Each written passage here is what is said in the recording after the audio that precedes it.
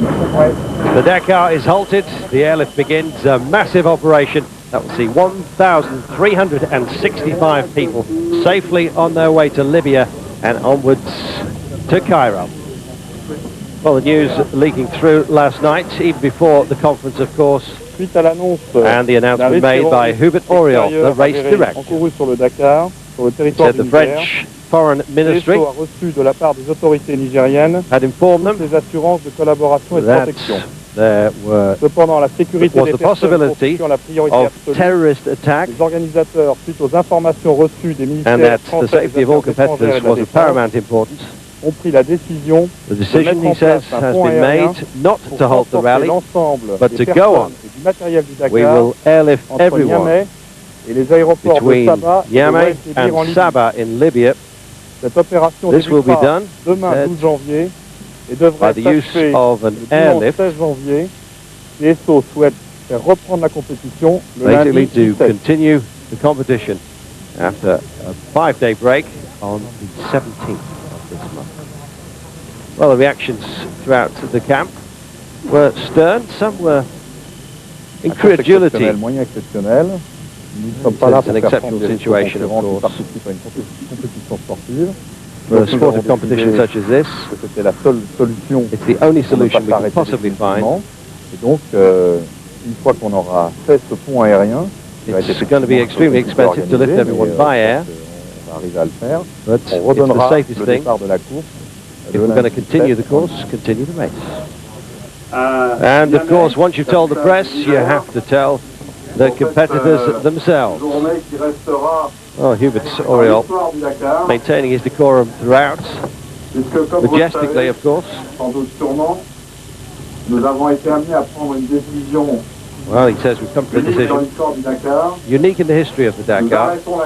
We're going to be stopping the race right here, he says, in Niamey, and we're going to then move on Monday to Libya. It's the only choice we had, he says.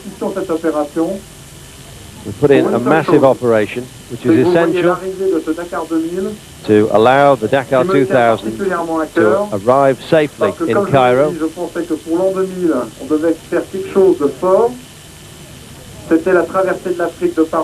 It's the great strength of this Dakar. And it's like a stab in the heart, he said, to lose such a great proportion of this race. But we are going to go on with the effort of absolutely everyone. We will make it and make it a success. Dakar is a sporting race, but nothing politics. It's about men and passion against the desert. Merci.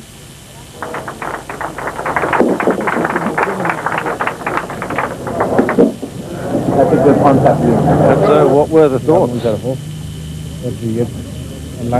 Team manager Jalba of BMW bike riders says the Dakar is always a new situation.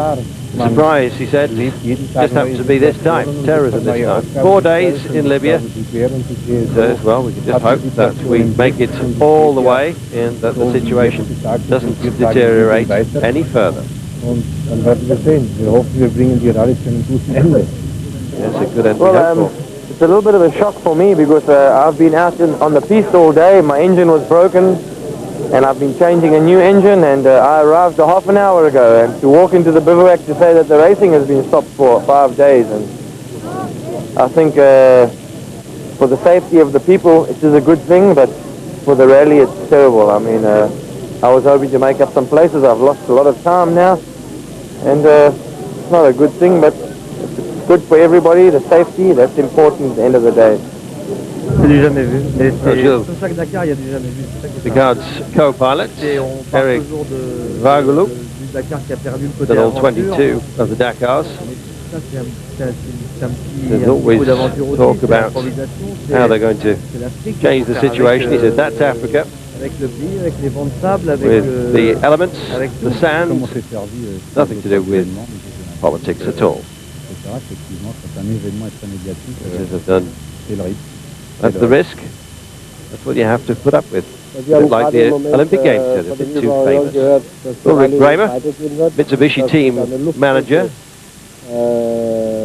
As well, we're all going to be taking planes. The only possible solution, he said, if we'd stopped, it would have been the last Dakar in the history of the race.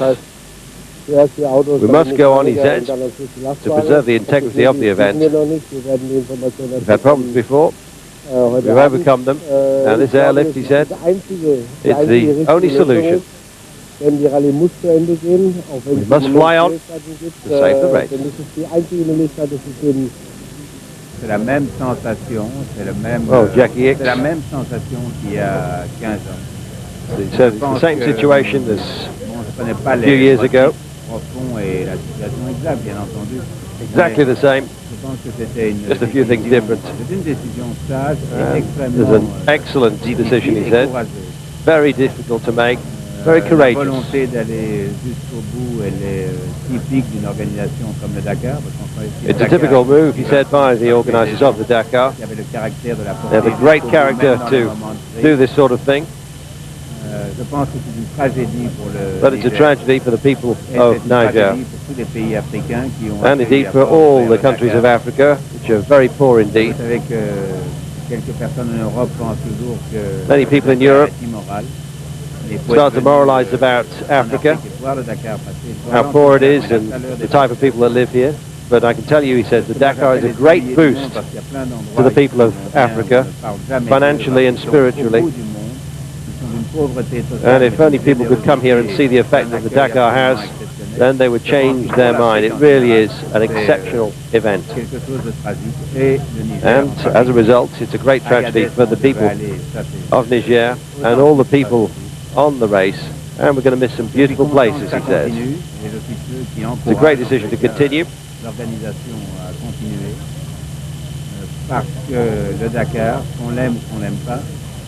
The Dakar, he says, like it or not, it's a massive event, a great race, and needs to go on. It's unique, this race, of its type in the world, and it's something you've just got to keep going.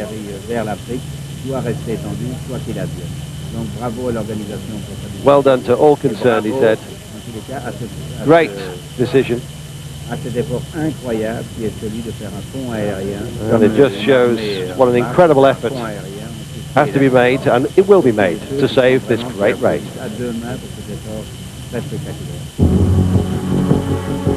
And so what about the history of problems on the Dakar? Well, there's been plenty.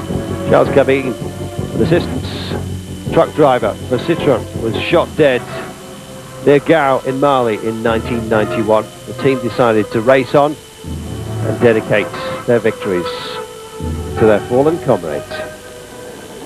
In 1992, Paris to the Cape in South Africa, in Chad, between Numi and Gema. The race had to be stopped. It was called to a halt by Gilbert Sabine, rather of Thierry Sabine. The rebels attacked the local army. Military protection for absolutely everyone through the desert. Nerves were being frayed at that time. Thankfully, there were no deaths. And then in 1996 in Morocco, 3rd of January, Laurent Gunga died. They said it was a blowout, but later it transpired it was a mine. The Fault Polisario were blamed, a rebel group in Morocco at the time. And then, of course, in 1998 and again in 1999 in Mauritania, near Tichit, 1 bike, 3 quads, 12 cars and 7 trucks were stolen. All but 2 were recovered, but everyone was badly shaken. And so, what about today? Niamey, the airport, everyone huddling together and wondering what the next few days will bring.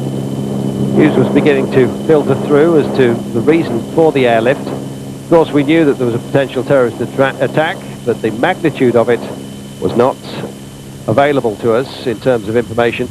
It did come through later on in the day. and it was shocking. The potential of what might have been started to affect everybody.